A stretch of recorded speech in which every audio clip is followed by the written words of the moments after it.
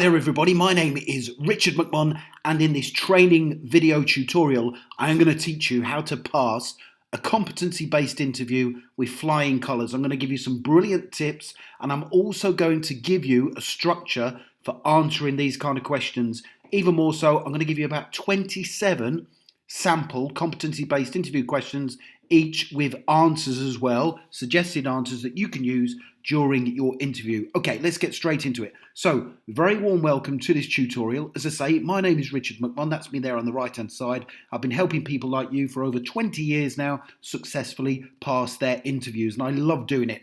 In this video, we are predominantly going to focus on competency-based interview questions. Please don't forget to subscribe to the channel by clicking the red button below, and then you won't miss out on any future training that I create. And also, if you do like this video as you progress through it, I would very, very much appreciate it if you gave the video a thumbs up, because that will motivate me to do more. I will also give you a link to download these slides for free as we progress through the video, so it's important you watch it from beginning to end. And I will also give you some free online interview training once we reach the end of this tutorial. Okay, let's get straight into it. So, what is a competency-based interview? Before we get into the questions and answers, let's figure out what this is, because this will help us succeed. A competency-based interview is basically a systematic approach to interviews, with each question asked targeting a specific skill or competency required to perform the job competently. So you're going to be asked questions relating to your behaviour in specific circumstances, which you then need to back up with specific examples. So let's take a look at a sample competency-based interview question with a sample answer that you can use. So for example, this is based on the competency of teamwork. And the question is, when have you worked as part of a team to complete a difficult task? Quite a common competency-based interview question. So here's my response. In my previous job, I volunteered to work with 5 other members to complete a difficult project that had fallen by the wayside due to a contractor going out of business. Now, the task required all 5 of us to work closely together to integrate a new software system with the client's website. We only had 4 days to complete the task in accordance with the specification and the client's requirements. Time was of the essence, and we needed to work hard to get everything done to a professional standard.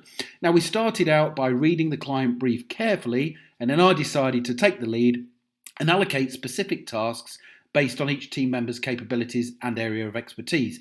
We then set timescales for each team member to reach, which would ensure the task got completed in time. Throughout the 5-day working period, we all supported each other as and when required in order to motivate each other through regular communication. The end result was the project was completed on time and to a high standard, much to the satisfaction of the client. Now, you'll see what I have done there is I've structured this using situation, task, action, and result. And you'll see it's quite a comprehensive response. Now, when you are responding to competency-based interview questions, it's very important that you give them lots of detail, and you'll see that I'm being very specific in the answer. So I'm using situation, task, action, result. And as we progress through this training video, we're going to focus very much on the STAR technique: situation, task, action, result. Now, you don't need to take notes because you're going to be able to download these slides, okay, and then use these. So I'll give you the link as we progress through this video. So we're going to focus on the STAR technique. So before we get into more competency-based interview questions and answers, 3 really important tips that I want you to use when preparing for your interview. Here we go. Tip number 1 is, as I mentioned, use the STAR method when answering all of the questions. Okay, so when you sat down in the interview, think to yourself, right, before I respond, I need to follow STAR. I need to tell the interview panel what the situation was that I were in. I then need to tell the panel the task that needed to be done. And this is important. I then told the panel what action I took, and also what action other people took if there were other people involved. And then finally, I told the panel what the result was following my actions. And that result should be positive. The outcome should be positive. And if you follow this structure, I guarantee your success rate will increase dramatically, because you are being specific about the situation. Tip number 2, use the job description for the role that you're being interviewed for to predict the interview questions. So let's say this is a sample job description. It says you're able to work in a pressurized and changing environment, you can deliver outstanding customer service, you're able to work effectively as part of a team, and you do also take responsibility for your own work and its impact on others. So we get that job description and then we basically predict the interview questions. So one of them would be, when have you completed a difficult task under pressure? Another interview question would be, describe a time when you delivered brilliant customer service.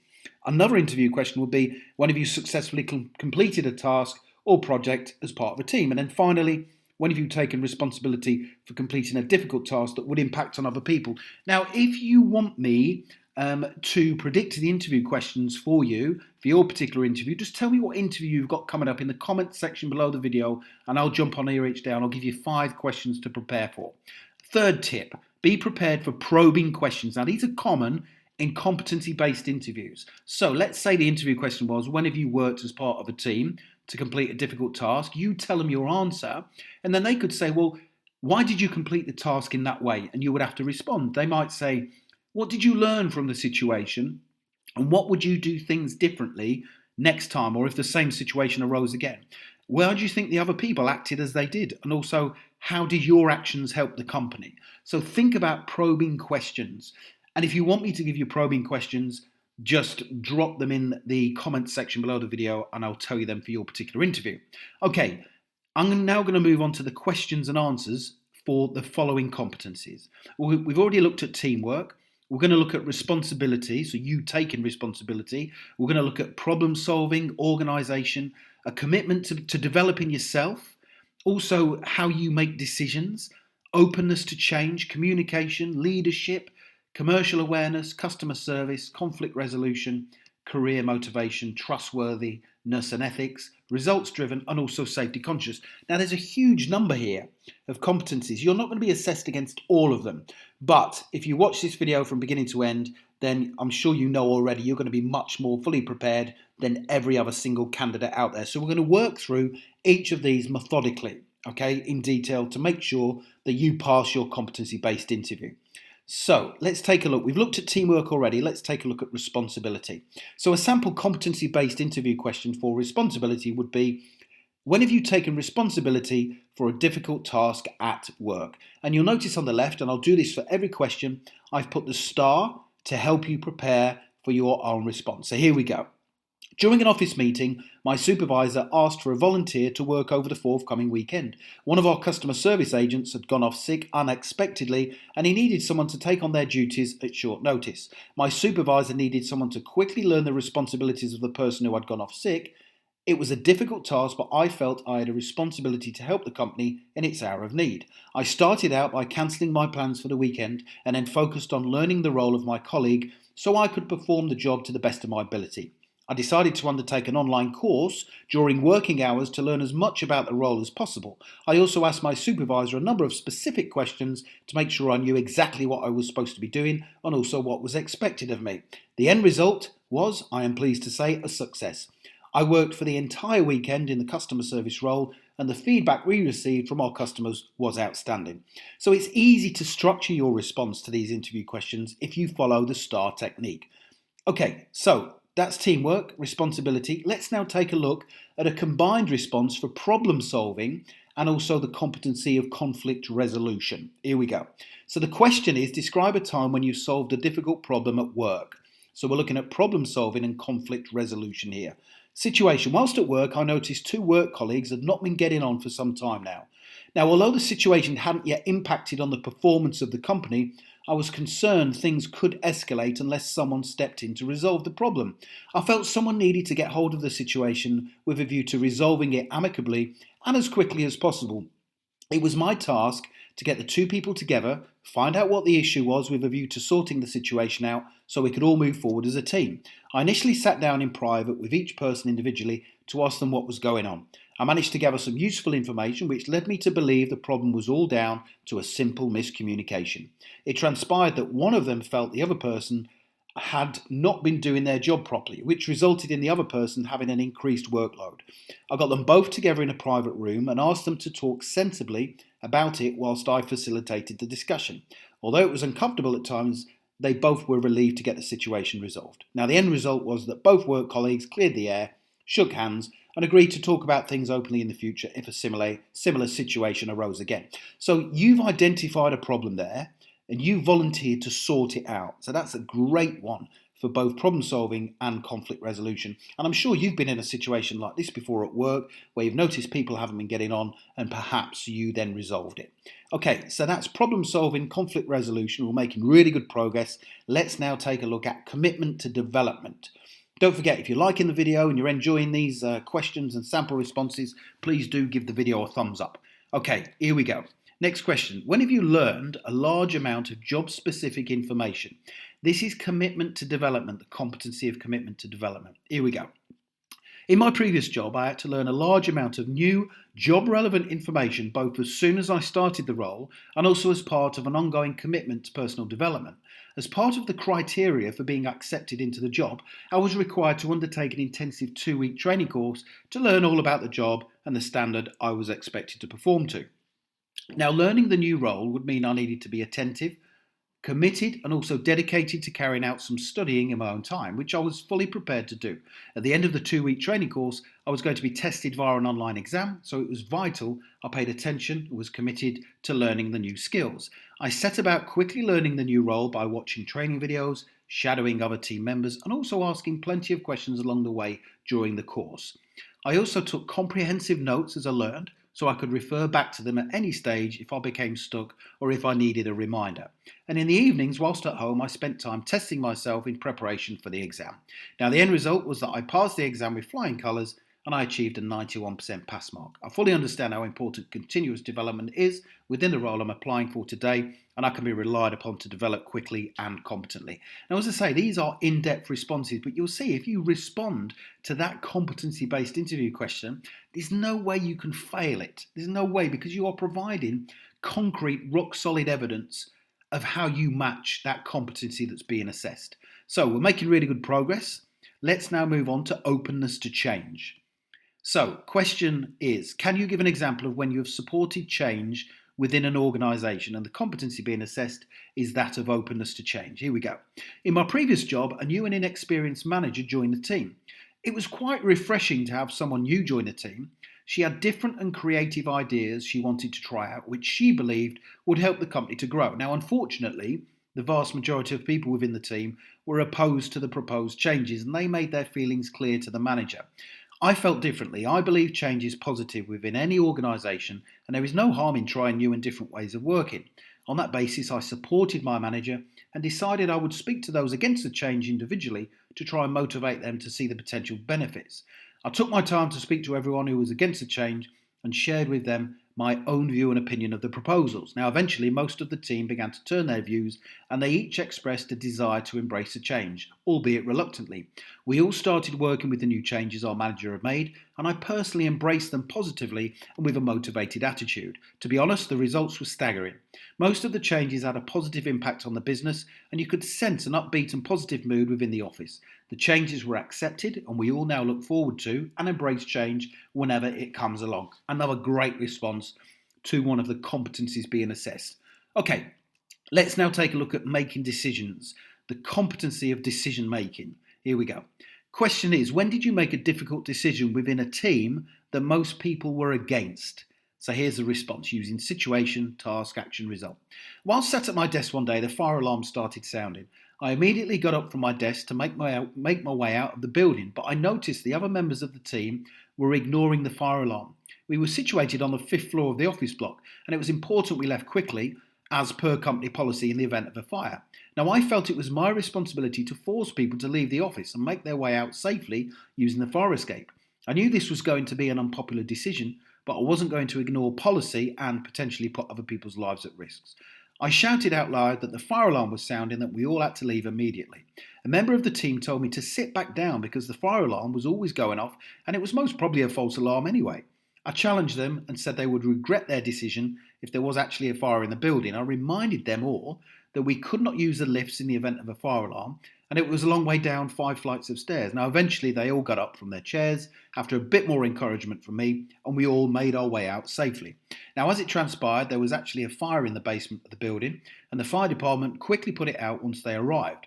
I reminded everyone of their responsibilities to follow company policy once we got back up to the office. I would never be afraid to make an unpopular decision whenever the need arises. So that shows you've got confidence and that you can make a decision and you can follow it through to the end. And again, you smash that competency. So that is decision making.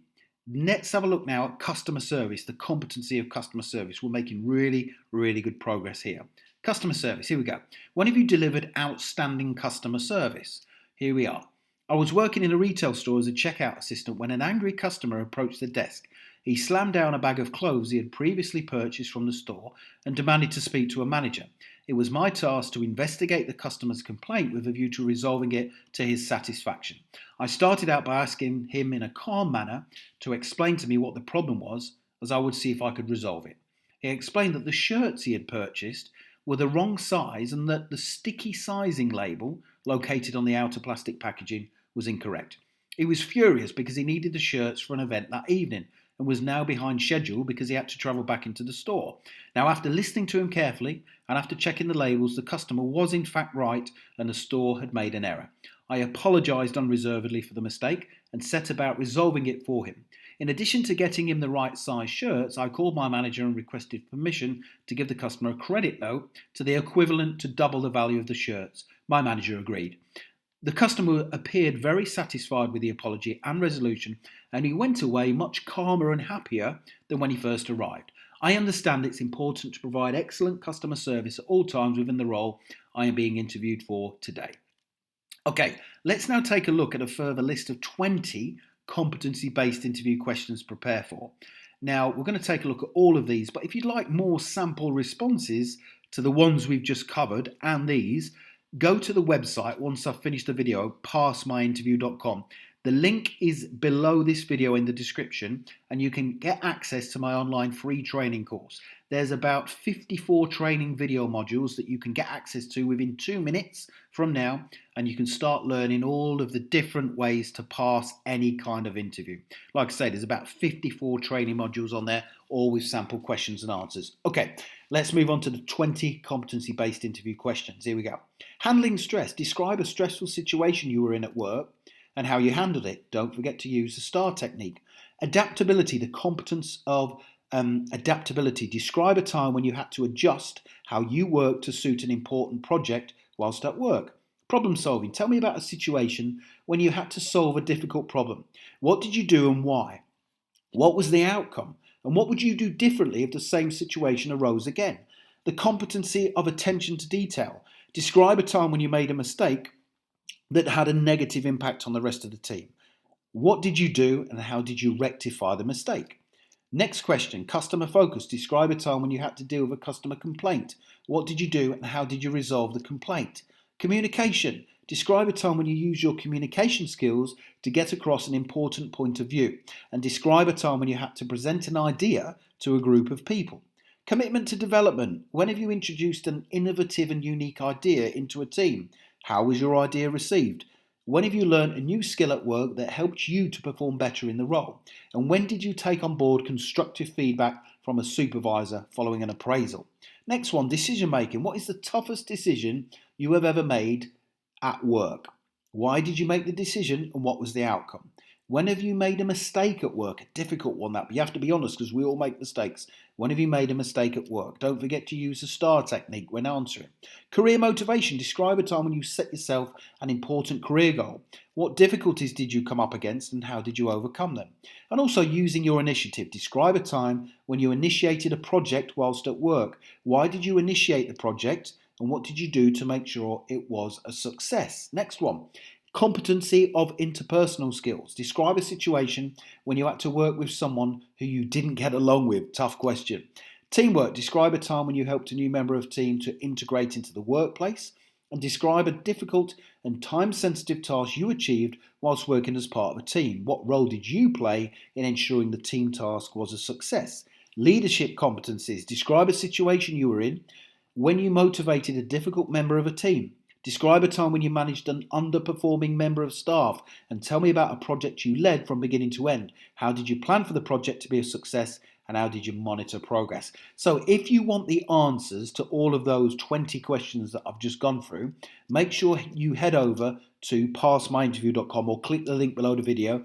Now at the start of this training, I promised you the slides. If you have a look in the description below the video, it will take you through to a link on SlideShare where you can download these slides. You'll also see there's a link there to my profile on LinkedIn. If you're on LinkedIn, you can connect with me on there and say hello.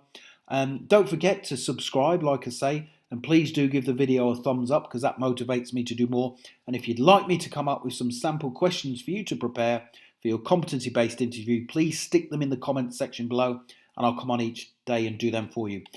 I hope you've enjoyed that video and I hope you've found it useful. Don't forget to head along to passmyinterview.com and you can learn even more about getting the highest marks possible in your interview.